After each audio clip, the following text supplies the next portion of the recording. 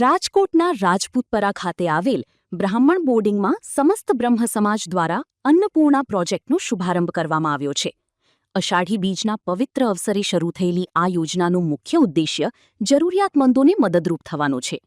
આ પ્રોજેક્ટ હેઠળ સમાજના વયોવૃદ્ધ, નોકરિયાત, વિદ્યાર્થીઓ તેમજ સારવાર માટે આવતા દર્દીઓ અને તેમના સ્વજનોને બપોરે સ્વાદિષ્ટ ભોજન મળી રહેશે. આ સેવાનો લાભ માત્ર બ્રાહ્મણ સમાજના પરિવારો જ લઈ શકશે, જેમાં માત્ર 20 રૂપિયાના નજીવા દરે ભરપેટ ભોજન આપવામાં આવશે.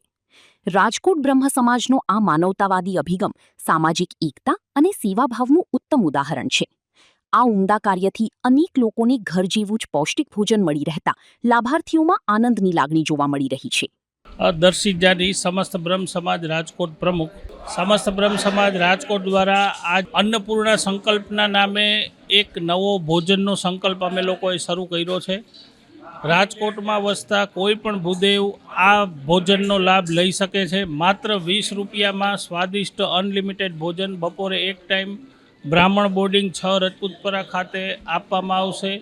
12 ગામથી આવતા વિદ્યાર્થીઓ, હોસ્પિટલમાં દાખલ દર્દીઓ, એમના જે કાંઈ સગાવાલાઓ, રાજકોટમાં નોકરી દૂરથી કરવા આવતા સિટીમાં જે કોઈ નોકરિયાત હોય એમના માટે, ટૂંકમાં કહું તો કોઈ પણ ભૂદેવ અહીંયા બ્રાહ્મણ બોર્ડિંગે આવી અને બપોરનું એક ટાઈમનું ભોજન માત્ર 20 રૂપિયામાં લઈ શકશે.